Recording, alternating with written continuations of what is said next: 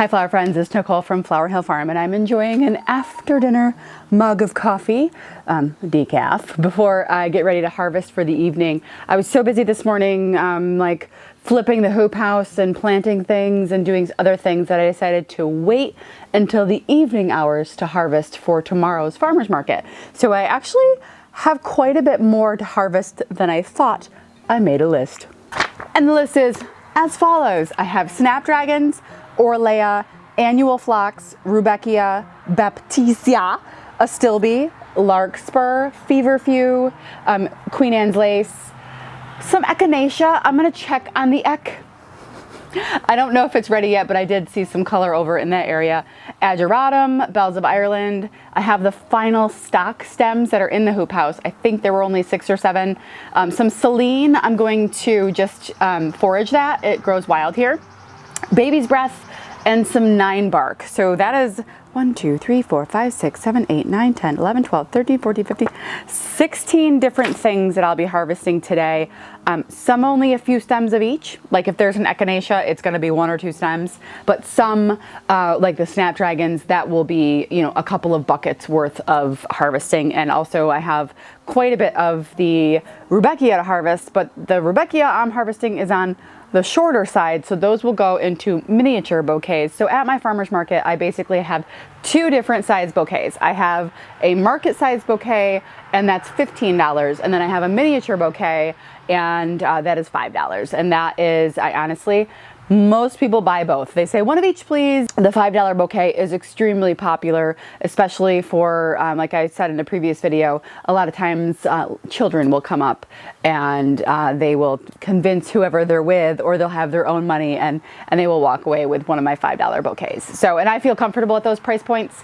I don't feel like I'm underselling. I don't feel like I'm overpricing anything. I don't feel like anything like that. And at this point in my season, I don't have any other people selling cut flowers at my market, so I don't feel the pressure to change my prices at all. I sell out every week, so I mean, maybe a lot of people say if you sell out, increase your prices. I don't need to do that. I know my area, I know my market, I know where I live. We are very rural, so I feel very comfortable with my prices. So I am going to finish my cup of coffee, and then I am going to prep my buckets to harvest, which this year I'm using something a little bit different. I'm using a holding solution. It's I think a Flora Life holding solution. You just put a little bit in the water and it helps the blooms to not open further. So it's called a holding solution because it holds the blooms at the stage in which they were cut. So that's been working very well for me so far. Inside the cooler already, I do have some Snapdragons, some Feverfew, and I believe some, wait, no, I don't have Orlea, Baby's Breath. Yeah, so Snaps, Feverfew, and Baby's Breath. I do have a large bucket of that cut already. So I think my hope for tomorrow is to have between 35 and 40 bouquets to go at the market, and that includes miniature bouquets as well. Oh, I need to add something else to my list. Cerinthe. And you know why I remembered? Because there's a stem sitting right next to me. So I did a little bit of a base test because I have had Cerinthe before, also known as Honeywort, also known as Kiwi Blue, and it's gorgeous. This is a stem of Honeywort, and this was one that I cut.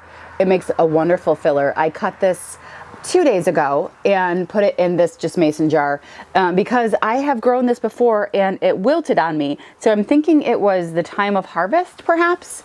So I wanted to make sure it was okay. So I cut this actually really early in the morning. So I'm hoping that cutting it really late at night, it's like 7 o'clock. So I'm hoping that cutting it in the evening will give me as much luck as I had cutting it in the morning. So these are just really cool. I don't have many of them, probably a half dozen that are ready.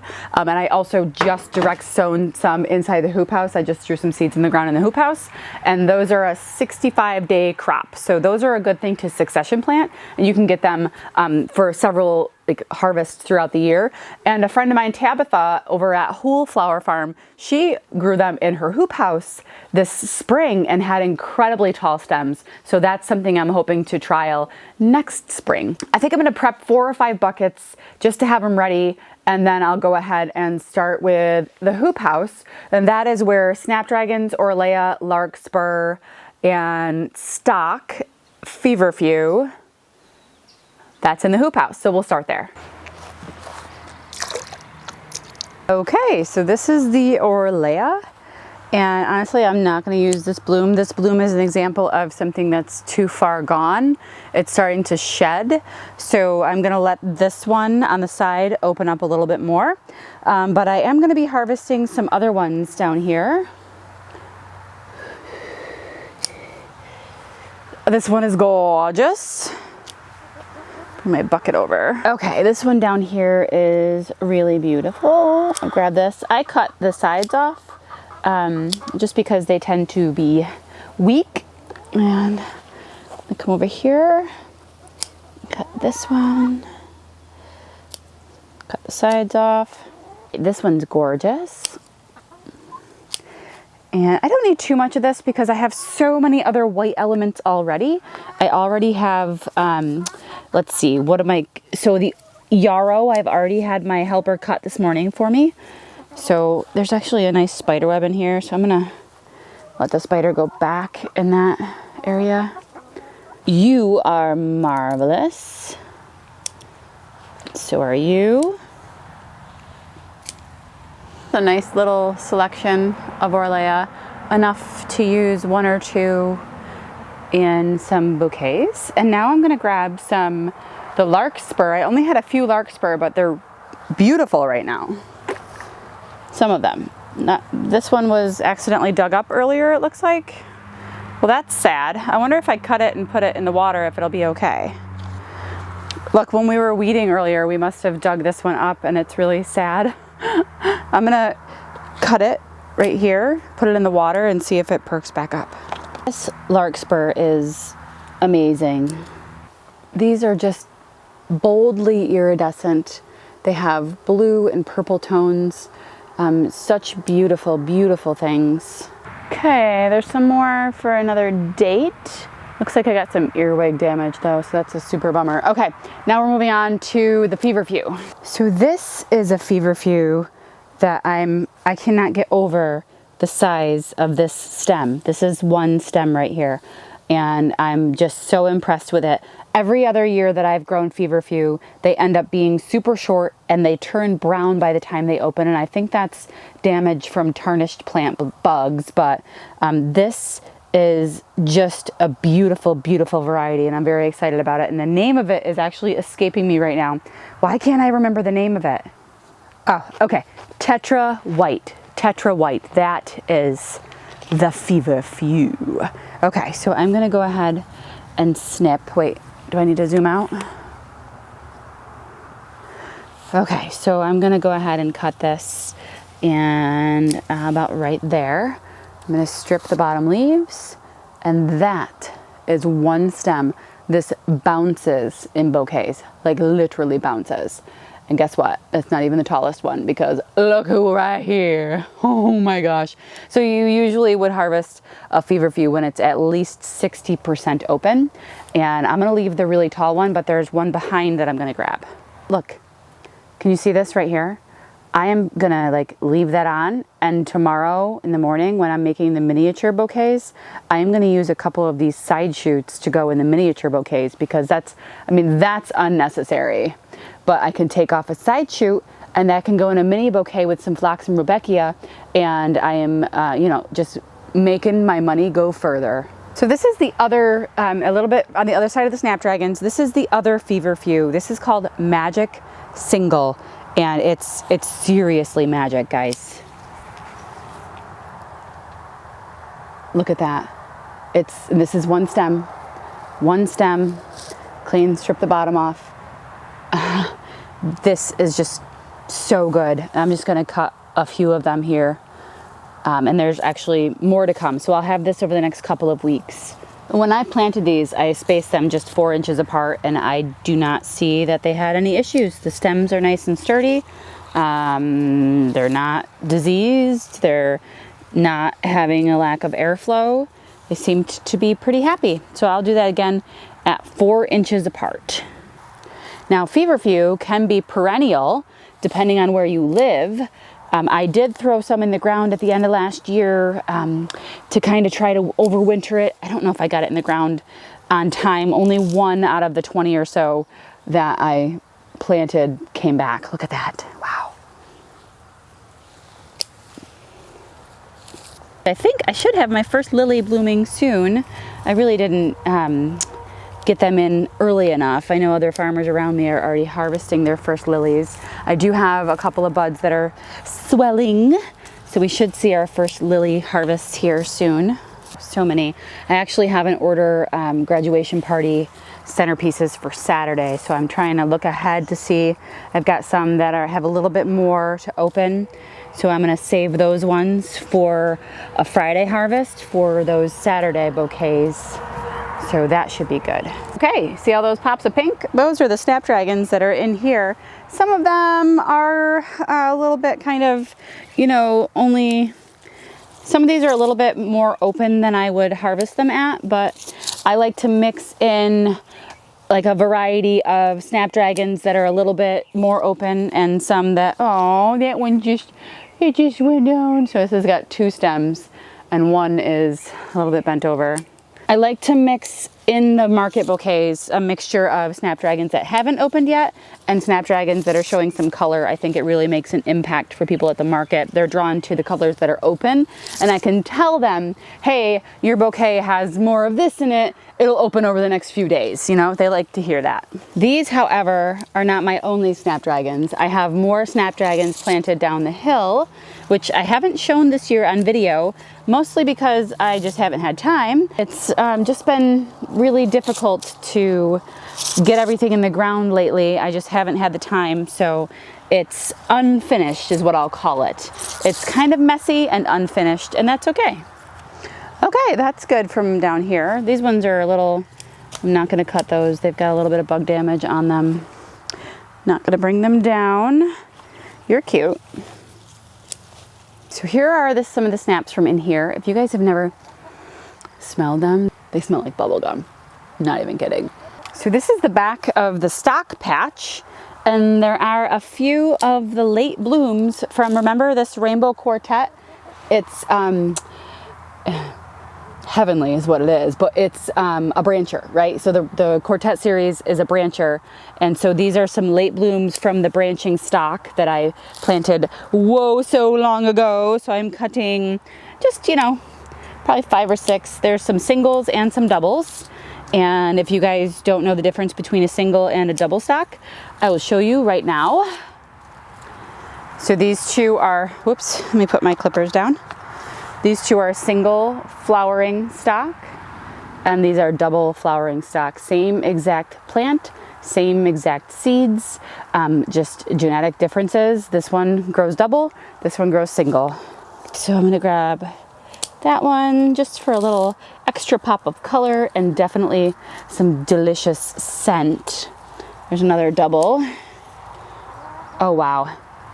These are a little bit smaller than normal because it's just a little bit late in the season for them. I mean, it's July and I'm still harvesting stock.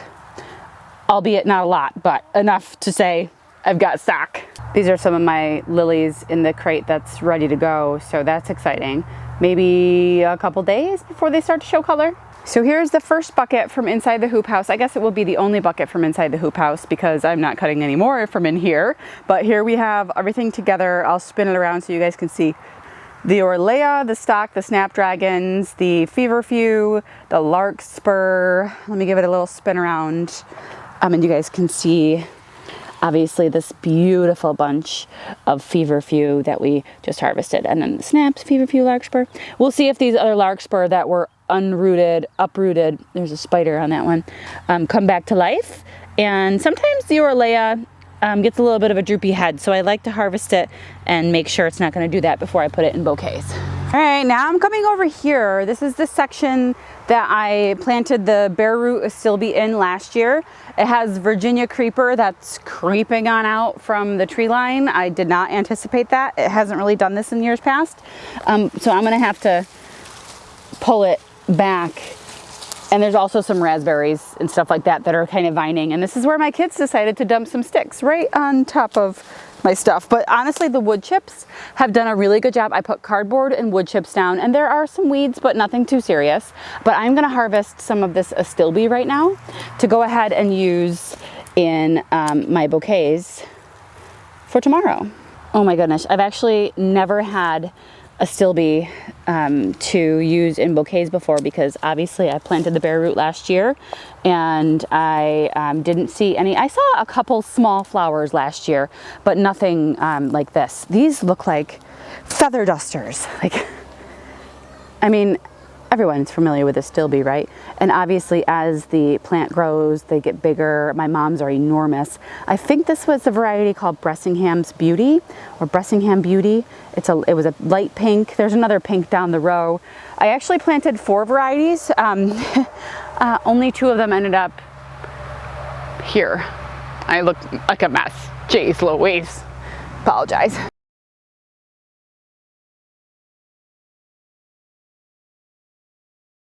These are fun. Yay. So I have more down the row. I'll show you, but they're not ready yet. Now that I'm looking at this one, maybe it is the darker pink. So maybe it is a different variety. I'll have to wait for it to open up. So as I was down here, I noticed that there was a bunch of Celine. So I just cut some Celine. This is Bladder Campion is the not so nice name that it also goes by, but Celine is also another name for it, and it's a really just cute little flirty little filler. Comes in pinks and whites. I've never grown it from seed, but seed's widely available online. So I'm going to take this first bucket into the garage so the chickens can't get at it. I can't get over this Astilbe. I can't wait to have so much more of it. It's really going to be amazing. I think it's going to be something that people see from afar at the market, and it's going to like bring them in, including, I wish I had more of this Larkspur, man. That blue is out of control. Sitting in my car because, turn the radio down before I get a copyright infringement, because I had to drive to our next harvest location. Not really, I didn't have to, but I felt the need for speed, so I drove down here to make it faster. This is my Snapdragon row. So these are the Snapdragons that I showed you guys a video of me transplanting. So these 2 varieties, which they're all labeled. Here, let me zoom out. You can see the mess that's down here.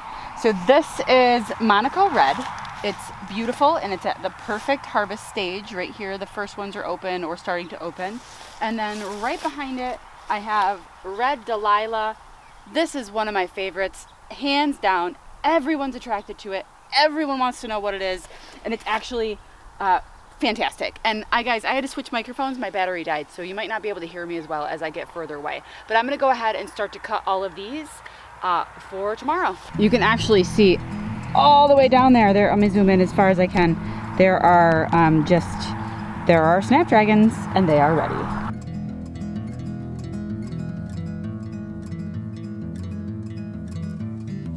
Really love the Monaco Red. It's really, really pretty. It's more of like a pink magenta color, but it's beautiful.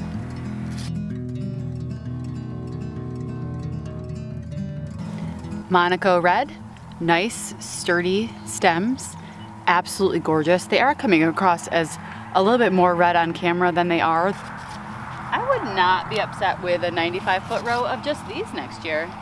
Not gonna lie.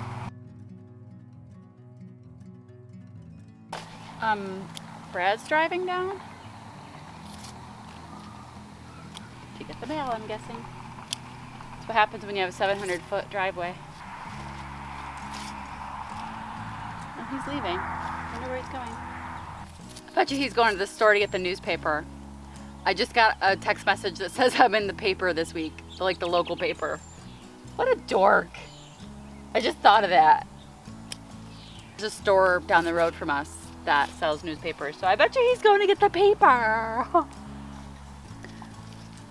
Red Delilah. They're amazing. Wow. Yeah, these are my favorite, guys. I think I did 100 of them this year. I'm definitely gonna at least double. Wow. You guys see this? That is red Hopi dye, and that is self-seeded from last year. It's actually kind of all over, and I'm just letting it happen because guess what? It's beautiful amaranth, and I didn't need to plant it. And guess what? The ones that self-seeded are 5 times bigger than the ones I started. The bluebirds are making quite a bit of noise. So next up on our list to harvest is Purple Twist. This is the Purple Twist patch, and I gotta cut all these. Oh, Brad's back. Oh no, I cut a wee baby one. That's okay, it's colored up. It'll still survive. These ones are on the thinner, shorter side because these ones were pinched. Those first sets of snaps were not pinched. So the first Snapdragon is always just super thick like a pencil and hearty and delicious and tall. But when you pinch them, they do make smaller, less robust stems. In my experience, anyway. Not good. Purple Twist. This is the bendy one. Look at these. Gorgeous. Okay, next up, oh my gosh, this is like a Monet painting. My sister had this Monet painting in her bedroom growing up with a whole bunch of, you know, blurry flowers, and it was just so beautiful. These are called Chantilly Pink, and I mean, they're gorgeous. Let's cut them. Let's chop off their heads. Chantilly lace and a pretty face. Going to have some fun bouquets tomorrow. This one, like, look at this. This is just an example of something that grew slightly deformed. This is only gonna have that one bloom on it. That might open up there, but there are no other blossoms on it. So you gotta be careful when you're harvesting. Like, that's just, sorry. I think there's another one. There's another Chantilly. I think it's like an orange next on the list. So a lot of other things down here self-seeded. It wasn't just the amaranth. We are loaded with things that I did not plant, which is why it kind of looks weedy down here, because I'm purposefully not mowing it in between because of the self-seeded stuff. I'll show you what I mean momentarily. All right, ready? I kicked a couple. I'm sorry I kicked you. I'm so sorry, Kermit. Baltimore Rose. That's what this one is. It's just pink. Chantilly Pink. She's lovely. And there's a Baltimore Rose that's just pink. Nothing yet. I remember what this one is. This is Chantilly Bronze. And I only have a few of them to cut. So I'm going to cut this one and then a couple neighbors. Yay, they're beautiful. These two over here are Flamingo. These are stunning. They are hot pink with an orange center. I've never grown this one before. These are gorgeous. Here are the Flamingos. It's hard to see the coloring. What? Aren't I lovely? This beauty right here is called, I don't know. Let me look on the tag. Monaco Orange. Ooh. It's very similar to Flamingo, where it has like the pink and the orange. Wow. Yes, please. This one is Monaco Orange. The next one is Maryland Orange, and it's the same idea. So they split right here, but they look identical. Wow.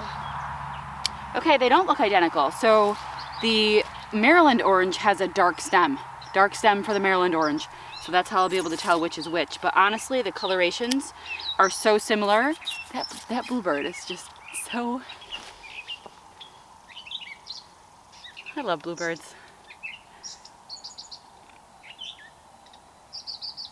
Are you kidding me? There's a blue feather on this. There is a blue feather. Thank you, Mr. Bluebird. That was too funny. Hello, you're a weed. Get out of here.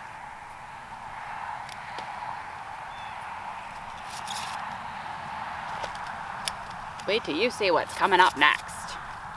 Unbelievable. These ones are, it's really tall. They're falling over. Look, those are gonna be pretty cool in bouquets. I don't care. They add character, right? I mean, you should see some of the arrangements that my florist friends put together with Snapdragons and bells of Eyeling hanging all which ways. Yeah, they're really cool. So this is a combination of Maryland Orange and Monaco Orange. The only difference is the coloration of the stems. Dark stems, light stems. Beautiful colorations. So these are the Snapdragons that we've harvested so far. All the different colors are here. Flip it around to the lighter stuff in the back. And I still have a few more. This little ditty is what we call dark orange. That's all that I labeled it, so that's all that I know that it is. Dark orange. And I only have 2 of them to cut. The one there and the one right there behind it. Isn't that? I love touchscreen focus on my camera. The first one's in focus. Now the second one's in focus. Now the first one's in focus. Okay, that's enough. No more playing with my toys. And then guys, we have this crop. I think it's called Plum. Let me check closer. Yes, Plum Blossom. And I love it. Okay, Plum Blossom, you're amazing. So pretty. I have Lisianthus buds behind me. I'm not gonna make a big deal out of it, because still many things can go wrong, but there are Lisianthus buds behind me. Okay, and then behind Plum Blossom, guys, there's Apple Blossom. And it's got a light pink. And I think I only have one. I think I harvested the others the other day. But it's, oh my gosh, it's gorgeous. It's gorgeous. Dark orange, Plum Blossom, Apple Blossom. I think there's some of these in the cooler because I harvested them the other day. This was fallen over on the ground. Can you tell? It was fallen over on the ground. Still smells like bubblegum, still delicious, and kind of looks like a dolphin. Okay, so as we move down the line, we have some whites. I'm gonna be leaving some of these guys because they have a little bit of bug damage on them.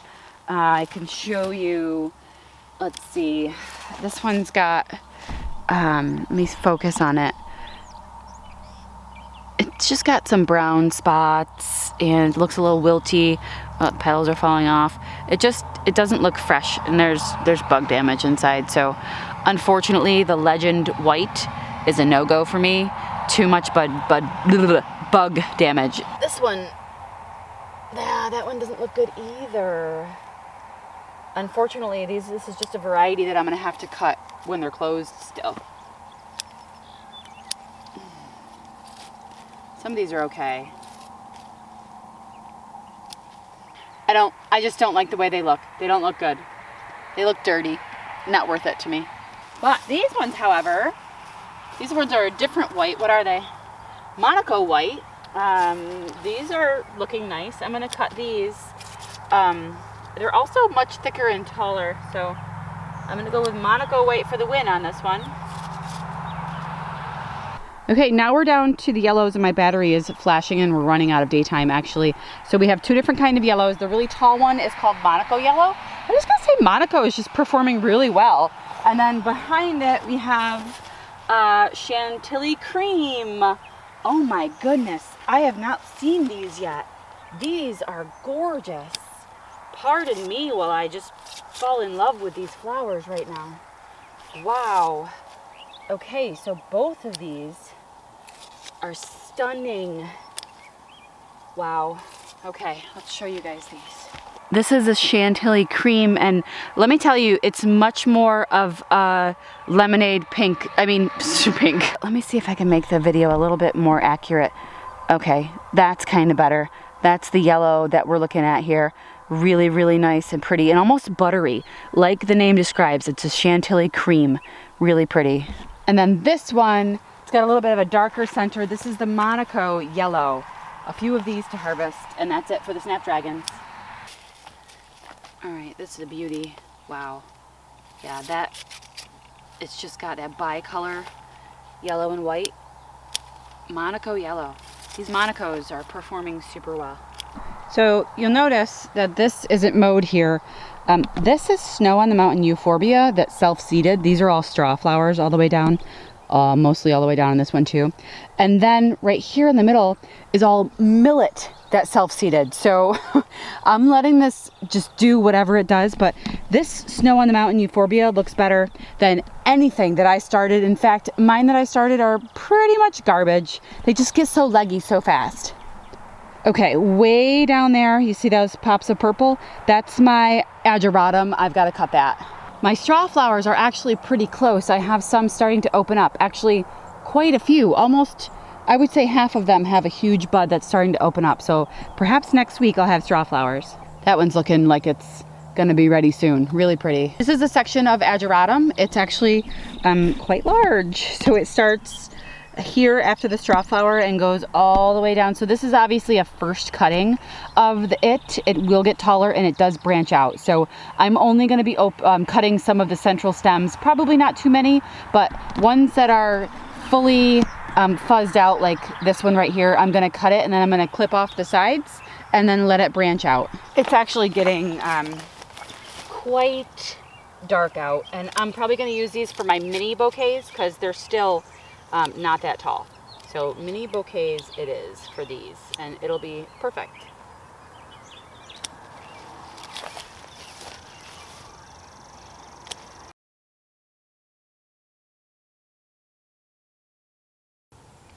These are going to be perfect for the mini bouquets. I have a ton of them, and I love this so much.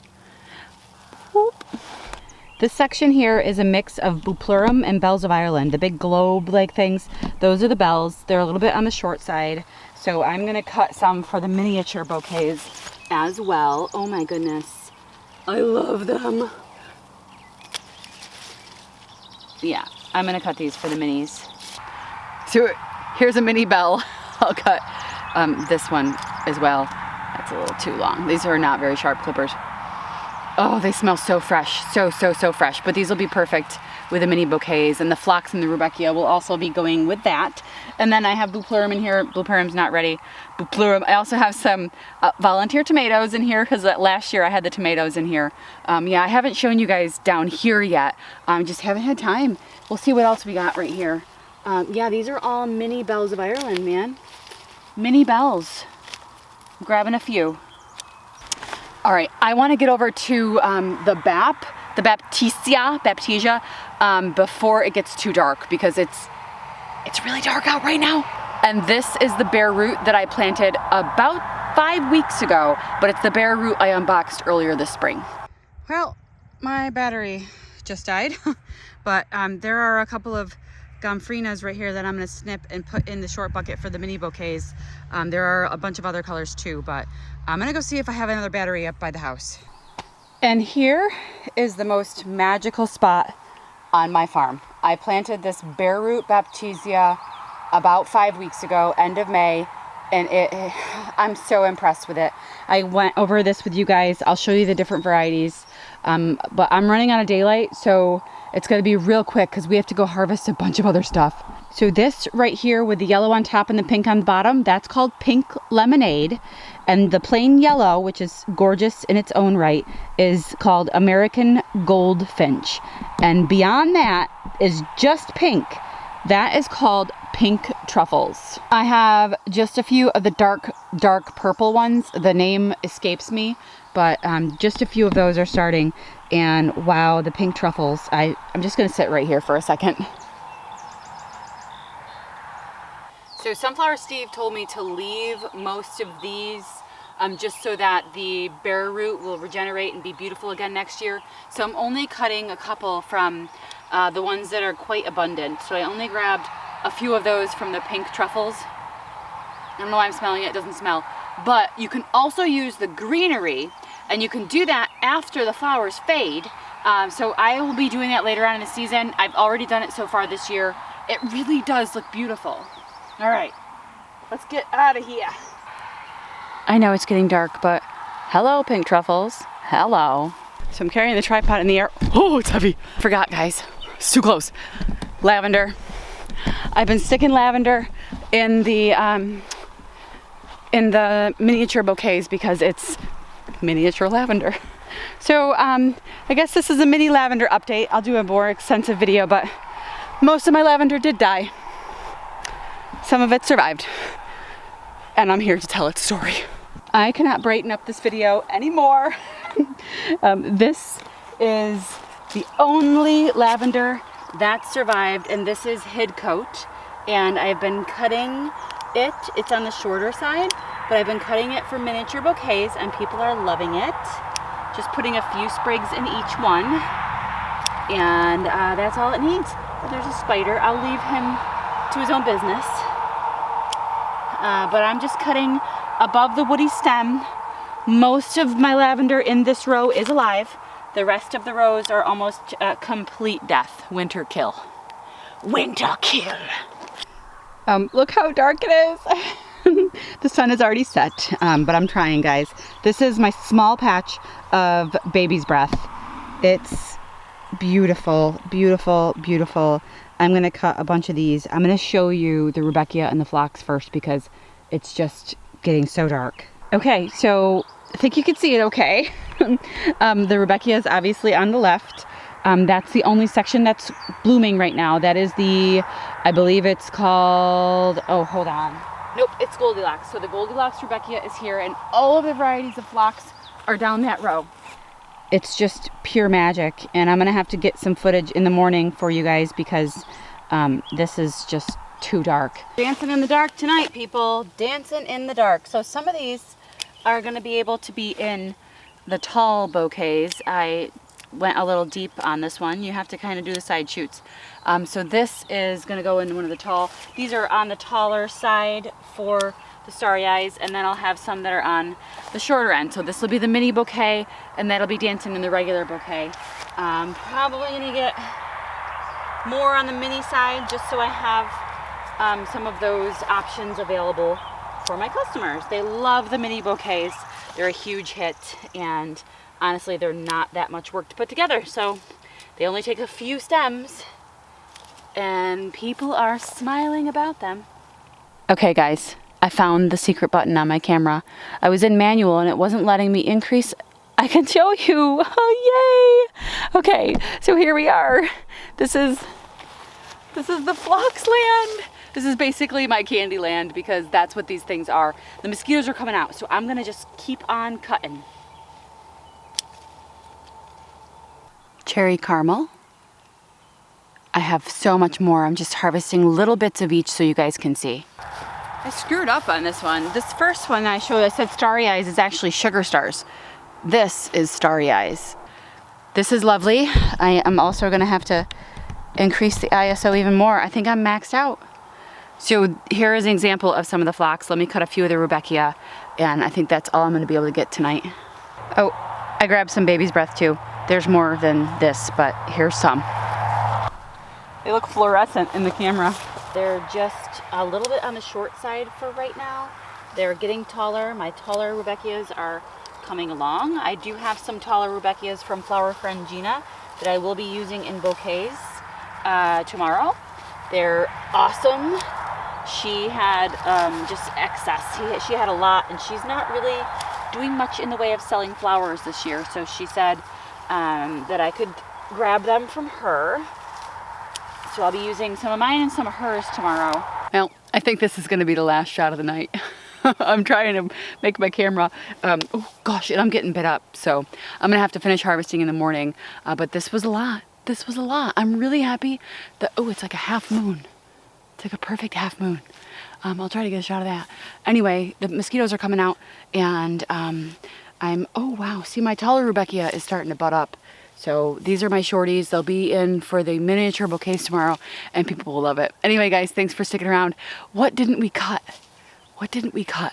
Oh, the 9 bark. Yep, I gotta get the 9 bark in the morning. Yeah, I gotta look at my list and see. I don't know why I'm whispering.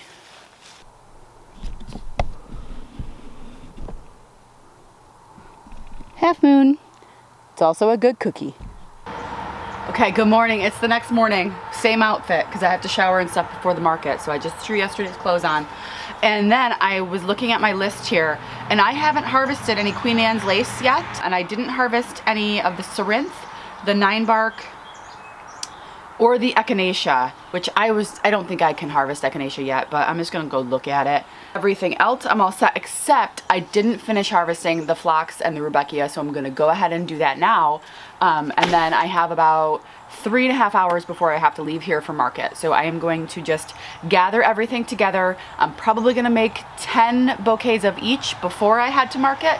And then what I usually do is I make the bouquets at market while I'm standing there because I don't like to be bored. So I end up making bouquets at the market while they're selling. So as they're selling, I'm replacing them in the buckets. And that actually saves me a lot of time here, a lot of prep time, and it keeps me busy at the market. But this is just a harvest video, so I'm gonna go ahead and finish harvesting this morning and then we will see what the day brings.